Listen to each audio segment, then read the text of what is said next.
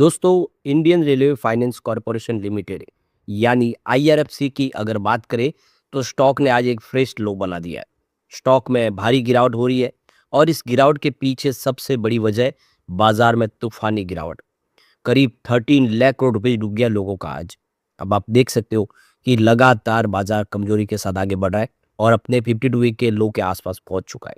तो ये इतनी भारी भरकम जो गिरावट हो रही है इसके पीछे 3-4 बड़े रीजन है और उन रीजन की वजह से ये पूरा मामला बिगड़ गया है। अब आप दूसरी तरफ देखें तो आरबीएनएल में भी भारी गिरावट हो रही है, वो भी अपने लो पे पहुंच गया है।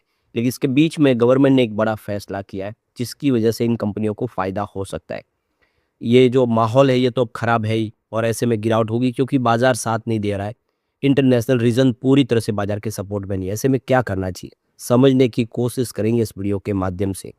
लेकिन फ्रेंड्स, उससे पहले अगर आप पहली बार हमारे चैनल पे आए तो चैनल को सब्सक्राइब कर दीजिए, एक बेल आइकॉन दबा दीजिए ताकि जब भी नया वीडियो बने पहला नोटिफिकेशन आपको मिले। वीडियो पसंद आए तो लाइक से ज़रूर कीजिए।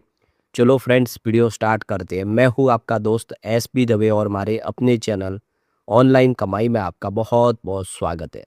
तो सबसे पहले देखो कि बाज़ार की बात करें तो आज बीएसई सेंसेक्स में इंट्राडे में 1800 पॉइंट की भारी भरकम गिरावट हुई है और आप देखो कि करीब लोगों का 13 लाख करोड़ रुपए का नुकसान हो गया है। तो ये देख सकते हो निफ्टी भी 22,550 के लेवल को तोड़ दी है। तो एक तरह से जो मार्केट क्रैश हुआ है इसमें पैनिक सेलिंग शुरू हो चुकी है क्योंकि सपोर्ट टूटे है। तो ये आज का जो मंडे है बाजार के लिए ब्लैक मंडे साबित हुआ है। बहुत भारी नुकसान देखने को मिला है। तो इसके पीछे सबसे बड़ा रीज़न जो है वो ईरान और इज़राइल यूएस का युद्ध।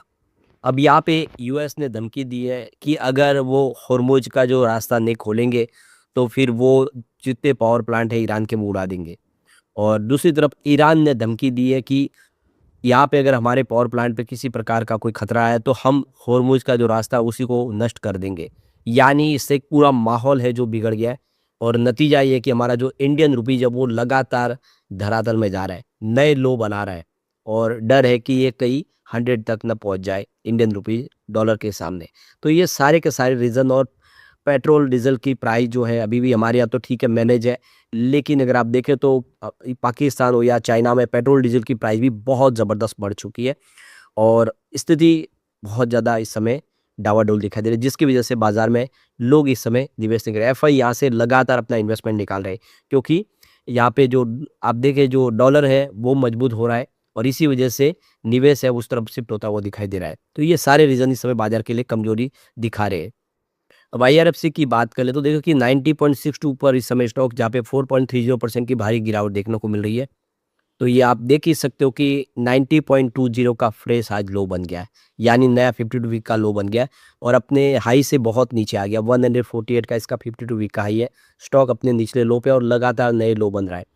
तो क्लियर है कि बाजार में स्थिति दबाव की है और ऐसे में जो स्टॉक मजबूत है फंडामेंटली उसमें भी दबाव देखने को मिल रहा है। लेकिन जब तक स्थिति नहीं सुधरेगी तो हम इन स्टॉक के बारे में भी कुछ नहीं कर पाएंगे क्योंकि दबाव लगातार बन रहा है। लेकिन इस गिरावट के माहौल में जो राहत भरी खबर निकल के आ रही है कि सरकार की तरफ से 6 नए प्रोजेक्ट को यहाँ पे हरी झंडी दी गई है, जिसमें मुंबई मेट्रो का प्रोजेक्ट भी है, लद्दाख टनल और भी बहुत सारे रेलवे कॉरिडोर के प्रोजेक्ट है। पीएम गति शक्ति योजना के तहत इनको हरी झंडी दी गई है। तो ये देखिए जो 10 यहाँ पे करीब 110वीं जो मीटिंग थी नेटवर्क प्लानिंग कमेटी की पीएम गति शक्ति योजना के तहत, जिसमें नए 6 इंफ्रा प्रोजेक्ट को हरी झंडी दी गई है, जिसमें रेलवे मेट्रो के प्रोजेक्ट है और हाईवे के प्रोजेक्ट वगैरह भी है। तो देख सकते हो कि बहुत सारे नए प्रोजेक्ट शुरू किए जा रहे हैं रेलवे के लिए। अब आप देख सकते हो कि आने वाले समय काफ़ी संभावना पॉजिटिव बन रही है। यहाँ पे 2 नए मेट्रो प्रोजेक्ट को भी हरी झंडी दी गई है और यहाँ पे 2 रोड हाईवे प्रोजेक्ट को भी हरी झंडी दी गई है। तो यहाँ पे देखो कि मिनिस्ट्री ऑफ रेलवे की तरफ से 67.794 किलोमीटर का एक अरकोनम और चेलगापट्टू लेन रेलवे लाइन है तमिलनाडु के अंदर, उसको भी यहाँ पे मंजूरी मिली है, जिसमें करीब 12 रेलवे स्टेशन होंगे। इसके अलावा दूसरा जो एक प्रोजेक्ट है 47 किलोमीटर का जो कर्नाटका के अंदर होगा, इसमें भी जो देख सको कि पैसेंजर ट्रेन वगैरह के लिए एडिशनल लाइन जोड़ी जा रही है और फ्रेट ट्रैफिक को भी आगे इम्प्रूव करने के लिए बेंगलोर चेन्नई के बीच में कॉरिडोर बनाया जा रहा है। इसके अलावा अर्बन सेगमेंट के अंदर देखें तो मेट्रो प्रोजेक्ट 11 लाइन शुरू की जा रही है तो ये देख सको कि जो अनिक जो डिपो है गेटवे ऑफ इंडिया, वहाँ पे 17.41 किलोमीटर का एक फुली अंडरग्राउंड कॉरिडोर बनाया जा रहा है। तो इस तरह से आप देखें तो वडाला बायकुला से लेके सीएमएसटी तक एक नया और रेलवे में प्रोजेक्ट बनाया जा रहा है। तो ये सारे प्रोजेक्ट है कि इसमें आने वाले समय चाहे वो रेल विकास निगम लिमिटेड हो या आईआरएफसी को बेनिफिट हो सकता है। अब यहाँ पे अगर हम आईआरएफसी के बिजनेस की बात करें, इसका मोनोपोली स्टेटस है, 96% मार्केट शेयर इनका इंडियन रेलवे को फाइनेंस प्रोवाइड करने का है। और इसका जो लो रिस्क मॉडल है, आप देखें तो कंपनी जीरो एनपीए लेके चल रही है, सरकार इसकी पूरी जिम्मेदारी लेती है, इसलिए किसी प्रकार की रिस्क नहीं है। और यहाँ पे देख सकते हो कंपनी मिनिस्ट्री ऑफ रेलवे के तहत काम कर रही है, गवर्नमेंट का पूरा सपोर्ट है और लगातार आप देखें तो अपना पोर्टफोलियो भी मजबूती से बढ़ा रही है। इसी वजह से कह सकते हैं कि आईआरएफसी इस समय भले स्टॉक नीचे हो, लेकिन स्थिति बहुत अच्छी है। रिसेंटली इन्होंने बहुत सारी पार्टनरशिप भी की, आप देखें इन्होंने यहाँ पे देख सको कि रेलवे एनर्जी मैनेजमेंट कंपनी के साथ में पार्टनरशिप की है और दोनों मिलके आप देख सकते हो कि रिन्यूएबल सेक्टर में फाइनेंस प्रोवाइड करेंगे। तो ये क्लियर है कि कंपनी रिन्यूएबल सेक्टर में भी आगे बढ़ी। इसके अलावा पोर्ट इंफ्रास्ट्रक्चर सागरमाला के तहत यहाँ पे एक पार्टनरशिप की है, जिसमें Chidambaram port authority of Sagarmala के लिए भी इन्होंने फंड प्रोवाइड करने के लिए फैसला किया है।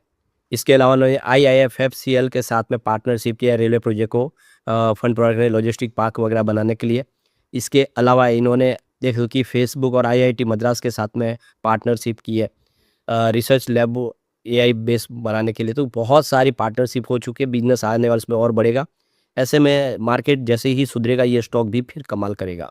अब यहाँ पे अगर हम रेल विकास निगम लिमिटेड की बात करें, 252 पर स्टॉक इस समय ट्रेड कर रहा है, जहाँ पे 4.74% की भारी गिरावट देखने को मिल रही है।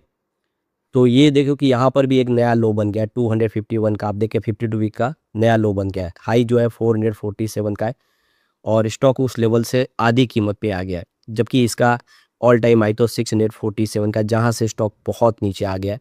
वैसे इसकी शुरुआत जो है वो लगभग 30 रुपये से हुई थी कोविड काल में और इस वजह से अभी भी स्टॉक बहुत ज़्यादा दौड़ा है और गिरावट का अगर सिलसिला शुरू रहता तो ये स्टॉक नीचे आने की भी संभावना काफ़ी ज़्यादा दिखाई दे रही है, क्योंकि बाजार के लिए अभी फिलहाल कोई सपोर्ट दिखाई नहीं दे रहे। जब तक इस समय ये जो हॉर्मुज़ के रास्ता क्लियर नहीं हो जाता, हमारे यहाँ पे पेट्रोल डीजल एलपीजी आने के लिए प्रॉब्लम तो है ही, जिससे महंगाई बढ़ने का खतरा है और डॉलर लगातार निकल रहा है। वैसे कंपनी की फाइनेंशियल सेहत अच्छी है, इसके लिए जो क्रेडिट रेटिंग है केयर की तरफ से ट्रिपल ए की रेटिंग मिली है माइनस और स्टेबल आउटलुक है, जो बहुत अच्छी बात है।